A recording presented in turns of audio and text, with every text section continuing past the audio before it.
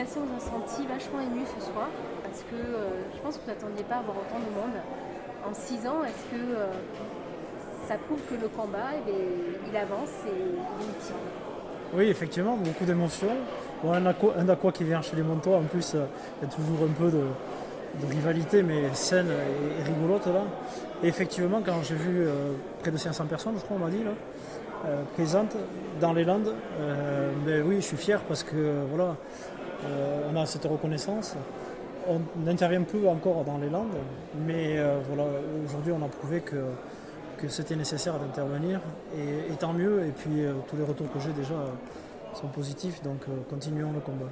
Vous aviez quoi dans la tête? Vous aviez quoi? Vous aviez il y a 6 ans quand le combat a commencé? Vous aviez, quand vous êtes sorti de cette cour d'assises, vous aviez quoi dans la tête ce soir? J'avais faire le tour du comité Côte Basque-Land de rugby le mercredi après-midi, voir les gamins dans les clubs, leur expliquer que leur corps leur appartient, que si tu as un secret qui te rend malheureux, le dire à ta personne de confiance au sein du club. J'étais parti pour ça. Je n'avais jamais imaginé faire de ce combat mon métier. Je n'avais jamais imaginé avoir mon mot à dire au ministère sur des projets de loi, sur plein de choses. Enfin, tant mieux, j'ai tatoué sur l'avant-bras. On ne sait jamais ce que le passé nous réserve. Et moi, actuellement, depuis 6 ans, il me réserve de belles choses. Vous avez une responsabilité aujourd'hui, c'est de effectivement amener cette parole, peut-être permettre aux enfants de parler, mais aussi faire que les choses changent. Vous sentez cette responsabilité aujourd'hui qui est importante? On a notre mot à dire, on est en place, on a fait nos preuves. Parce que nous, ce qu'on remonte, ça vient du terrain. Et ça remonte vers en haut. Et donc vers les institutions. Donc on a les preuves, on a un dossier qui est assez complet quand même quand on dénonce des faits ou des actes ou des situations, donc, ou des problèmes aussi. Mais donc on a cette expertise, comme on nous dit, on est les experts dans ce domaine-là, donc en milieu sportif, je dis bien sûr. C'est important de vous appuyer sur votre histoire à vous tout le temps, vous raccrocher à ça, pour aussi capter aussi l'attention des gens. Et vous en parlez aussi très libre. Oui, effectivement. Toutes nos interventions, selon la tranche d'âge, on modifie bien sûr les mots, mais le vocabulaire. Mais ce que j'ai dit au tout début de cette conférence, les silences ne font pas tous le même bruit. Et effectivement, quand on entend mon témoignage, on entend une mouche voler en suivant. Donc c'est ce qui fait qu'on a l'attention, c'est ce qui fait que les gens écoutent.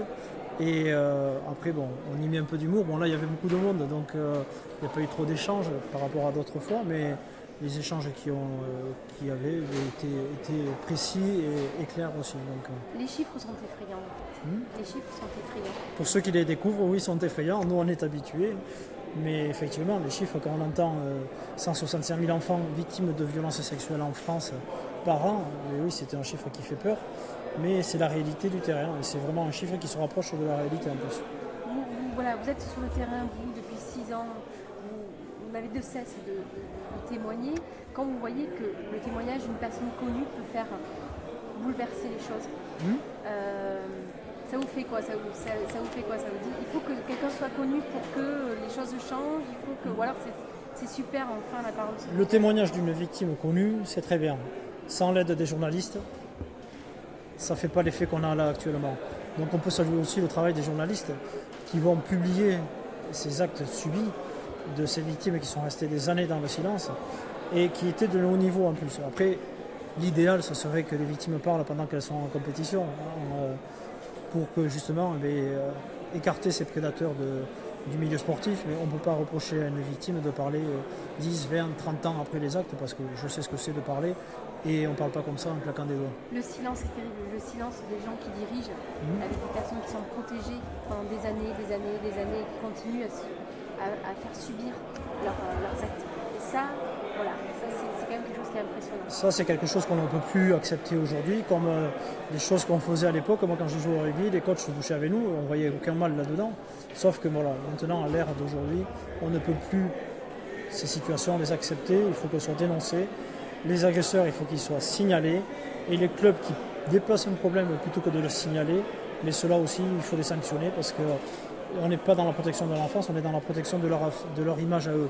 Et donc c'est ça qu'il faut sanctionner aussi fort. Une dernière question sur la prochaine étape qui va être importante, qui arrive là bientôt avec, vous avez dit, peut-être des choses très concrètement qui vont se passer au niveau national.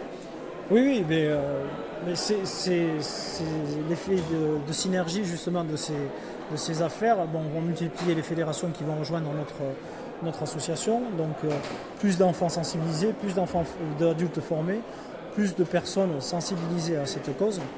Et les lois vont changer, évoluent, on l'a vu avec le filtrage des bénévoles. Donc on est loin, mais on voit la lumière. Donc on se donne l'objectif JO 2024 pour avoir un sport sain en France.